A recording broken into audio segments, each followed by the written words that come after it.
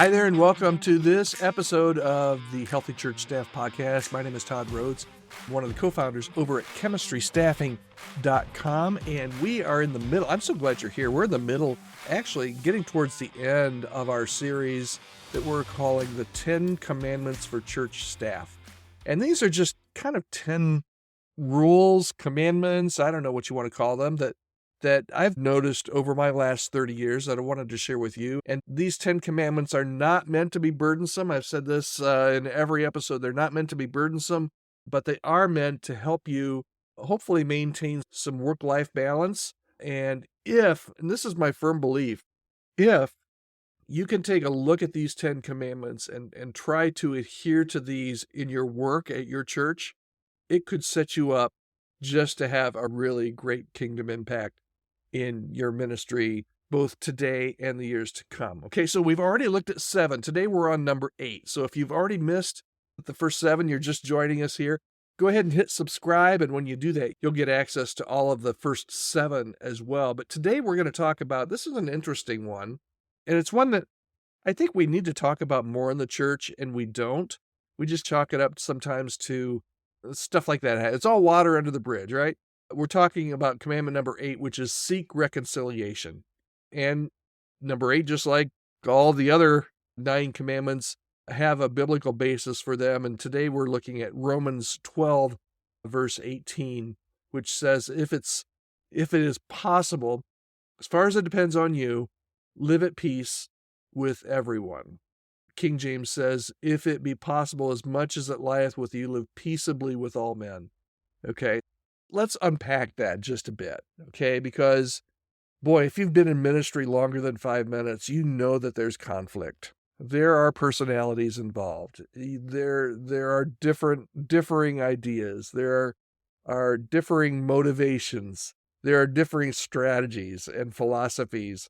And they can get in the way a lot of times, and the church, man, can just be a hotbed for conflict. And I hear people talk a lot about conflict and how to get through conflict, but very seldom do I hear people talk about reconciliation. And reconciliation is just what we're talking about here in Romans. It's as much as it depends on you, live at peace. And that doesn't mean running away from a church that there's a lot of conflict in. It doesn't mean writing people off. It means just what it says. As much as it depends on you, try and get some peace. Try and get some reconciliation. Now, as we unpack this could be personally. This could be between you and another person, that there's some kind of conflict, that there just needs to, you hope and you pray for a reconciliation. So it could be one-on-one. It could be maybe collectively as a staff at your church. Maybe there's conflict at the staff level that needs some reconciliation, and someone to step in and do some of that hard work of reconciliation to kind of bring the parties together. It could be even larger than the staff. It could be church-wide. It could be your whole church is just rife with conflict, maybe over a certain theological truth or leaning or something. And there's one other place too, that this need for reconciliation, and that's online. On social media, I see so many people that are honestly just poking the bear. They're more concerned about being right than about relationships, or at least saying they're right or convincing people of their point of view. But a lot of times it causes conflict, and it does not create, as Romans says, it doesn't create peace. So let's look at some red flags that may indicate that you need some reconciliation. And my hunch is, you're like me, you know right now, who would I be really uncomfortable with if I had a phone call? If I called them. Who are the people on your do not call list or do not email list, right? Those people maybe that you had a conflict with in the past that never really had any kind of resolution. Here are some red flags that you can look at even today in your ministry to determine whether or not you need to really work and hone in on reconciliation. The first is just a lack of forgiveness. Is there anybody right now that you're holding a grudge with, or anybody that you're refusing to forgive past wrongs? That's until you're ready to give up that grudge, until you're ready to refuse until you're ready to forgive, that's a significant barrier to reconciliation. And honestly, going back to that Romans 12, that's on you.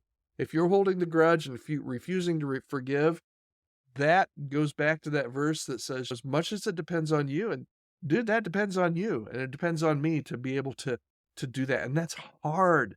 It is hard stuff. But if you have a lack of forgiveness, I think biblically, Jesus would want us to seek reconciliation and offer forgiveness at the very least. Okay? That's where the whole, as it depends on you, happens, because you can offer forgiveness and it might not be accepted, but you've done everything you can as much as you can. It depends on you. Okay? So lack of forgiveness is one.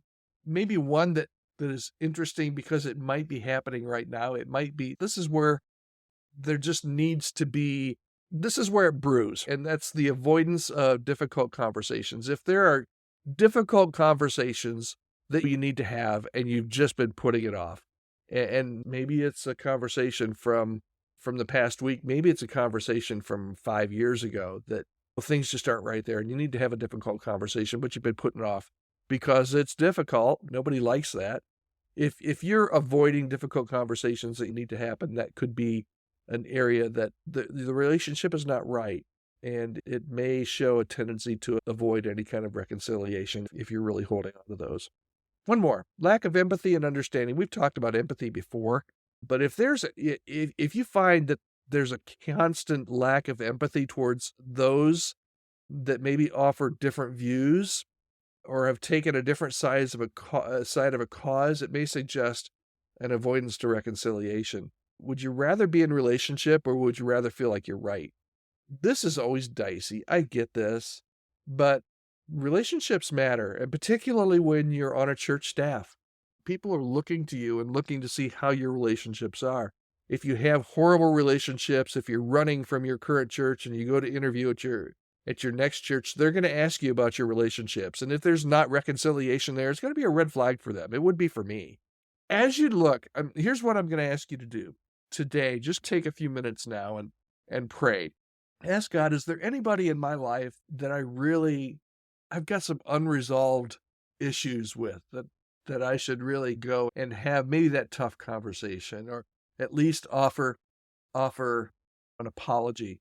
I got a call a couple years ago from someone that just called me out of the blue. It'd been 2 years, and he just said, "Hey, Todd, the Holy Spirit's really been convicting me, and we didn't leave things well, and I did some things that I'm not proud of, and I just wanted to apologize to you." And you know what? On the receiving end of that, for me, it was gone.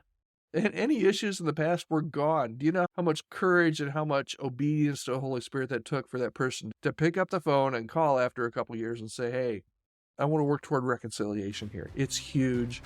It's huge. I'm sure it was huge for him too. It's huge for you. It's huge for the person. So take some time to pray through that today.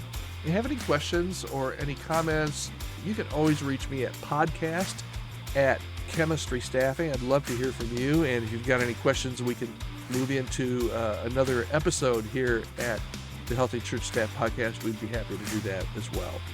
Thanks. Hope you'll join us again tomorrow. Tomorrow, we are going to continue on with our commandment. Let's see what our commandment is tomorrow. Our commandment tomorrow is, this will be good. This will be good. Love to dig into this. Be teachable. Be teachable. All right. We'll talk to you tomorrow.